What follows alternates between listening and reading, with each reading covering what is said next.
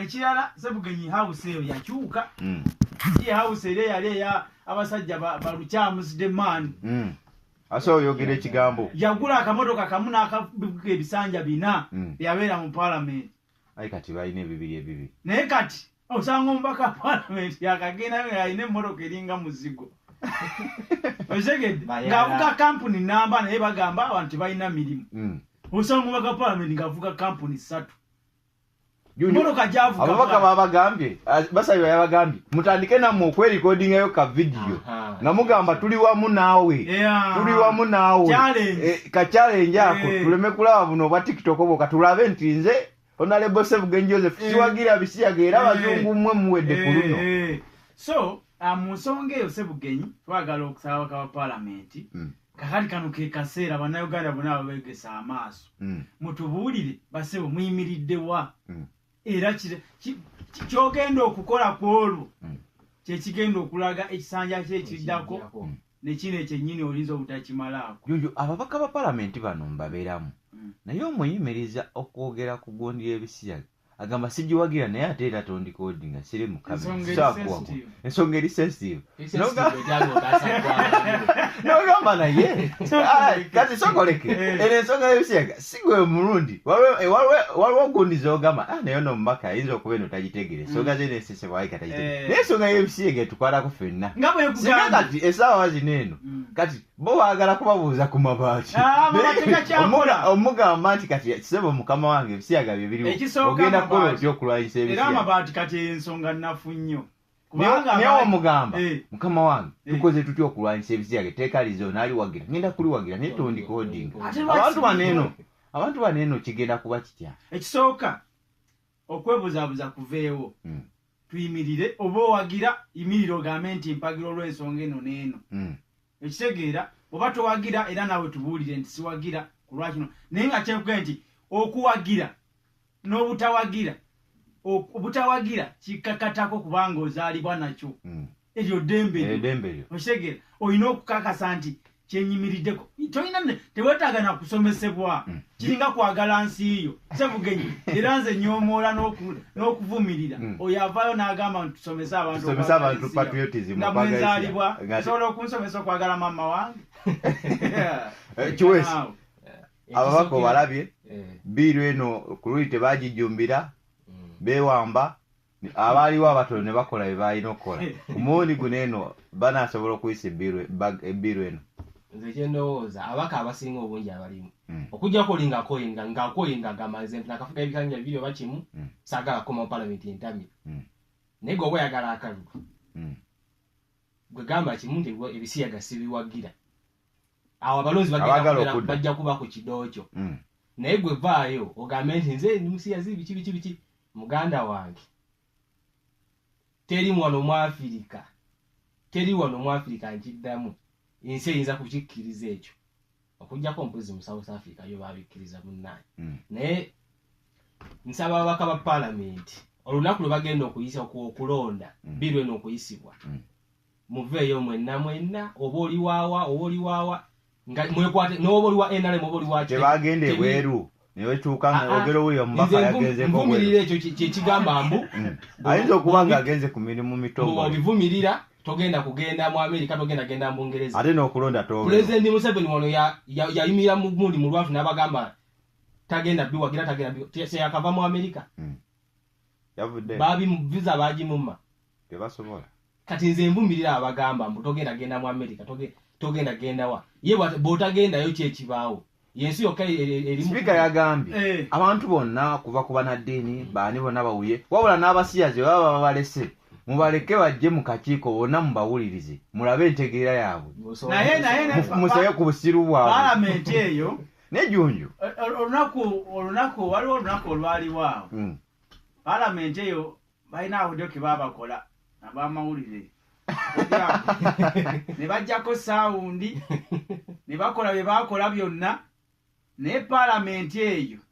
yeetaaga bishop palamenti eyo ndowooza yeetaaga nayo watwaleyo lanchawa emu tubakubemu lanchawa live tubayisemu eggaali bagenda ogenda mu pwinale nga lanchawe bayise webalinyo kubanga palamenti eyo sipiika era twagala okukusaba maama oli mama wa ggwanga. Rebecca Kadaga yali mu lukuŋŋaana lw'abasiyazi mu paalamenti egatta zi paalamenti zonna. Paalamenti ya East Africa. Eva ku eno ya East Africa. Ensi yonna ya Commonwealth. N'abagamba muri wano n'esibo. Omanyi abasiyazi abo bagezi. N'ababakolerayo bagezi era babasomesa. Muwulirize bino. Baze mu masomero nga babawo obutabo. Bwe bamala okuwa akatabo Ssebugenyi somero bali wadde St. Joseph Secondary School and Primary. Bakuwa akatabo nga bakakuwa kataba ekitabo kyange kino kyeteekamu byengenda okwogerako ne bateekamu message bo gye baagala message bagiteeka wakati eri mu katabo gwe nolowooza akatabo kasomesako kati ne bagamba nti tulina omusomesa waffe asomesa oluzungu mulungi nnyo kati gwe musajja ati Ssebugenyi nogaa sirina ssente bannange simusomesa nange mwetaaga naye tugenda musasula somesa najja ku ssomero nga musiyazi naye nga mission emuleze olupapula luli olwo babbiri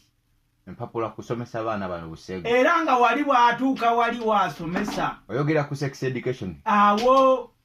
n'abeera awo yeyizingira kumba alina mission olumula we luggwako nga abaana basoma English twagala tulinayo ka semina twagala abaana bano basome oluzungu ne baana bannaabwe babatwala nti abazadde tubasaba abaana wiikeemu musajja watungo kaka anti omwana njagala ayite era omwana ayite era omwana musomesa wayo mwagala nnyo era ng'okwata omwana tatwetaaga ssente maama omwana ajja kulya bulungi amuwe buwingo ye 3-2 ne sapatu nga naawe okwata omwana okola ki omwana ogenda omuzza nga yakyuse baaba nejunju naye buba kubanga buba buwumba tuutu butamanya butategeera busirusiru bugwagwa kuba junju tugende mpola webanga ebisolo nabyo toyinza kusanga nte enkazi nga yeweese ku nte enkazi kazibe embizi embizi ensajja tesobola kugoba nkoko nkazi era empanga tesobola gaba kujyawo nga balwana ate empanga ngerwanira eri omukyala bamulwanira olaba n'enkoko empanga zirwanira mukyala nemwe olwanira ati Ssebugenyi nange endala bwe babayita abaana bwe bamala ekyo nga bwe nkubuulidde nga babakwata abaana abo nga babuulira bino nti bw'olaba bw'obeera n'omuwala ojja mufeesa olubuto baana bato baana bato kati bw'obeera ate n'omulenzi munno ate kirina buzibu talina kyojja kukola ki ebintu ng'ebyo kati bababuzaabuliza mu ango bwetyo era nabadde naba emboozi mwanyinanze gye yakoze mu Mbejja ku KTV etambudde egenda mu 30,000 abantu abagiraba naye bw'owulira abantu bonna bonna eboogera kwegamba kitegeeza nti naffe ffennyini abazadde tetufudde nnyo okubuulira abaana bano byonna by'okola olunaku olwaleero okeera nnyo ogenda okukola naye b'okolerera be baana abo ate omwana oyo kijja kuba kibi nnyo okiza olunaku lumu nti yayonooneka dda bamuyitaayitamu dda so n'olwekyo tutuule ng'abazadde tubuulire abaana nti bw'okola ABCD omusomesa olaba akuvuga anga eno mugambe stop fire ekisinga okunnuma abantu bano bwe bababuulira abaana ebintu ebyo nga bibasomesa tebababuulira kabi kabirimu bababuuliza kimu kiri bw'obeera n'omuwala togenda mufunisa olubuto olina kuba na musajja munno okwewala ebyo byonna tebababuulira kabi kabirimu waliwo kavidiyo akatambuleko ku social media omwana nga ayogera ebibi ebikirimu nayogera ne ku malwaliro ge batwalamu abaana bamaze okufuna obuzibu twesika nkolemu nti katono nnyo tukomewo bannayuganda beetaaga okutegeera ensonga nti tusobola kuleka naffe eggwanga ate isi eggwanga lijja twogerako nga omulamuzi afudde Kenneth Kakulu nti waliwo bye yagamba tusiwe Sunday services ez'enjawulo ku Christian Focus Center mu eggwanga likujjukirako ekyo naye kansooke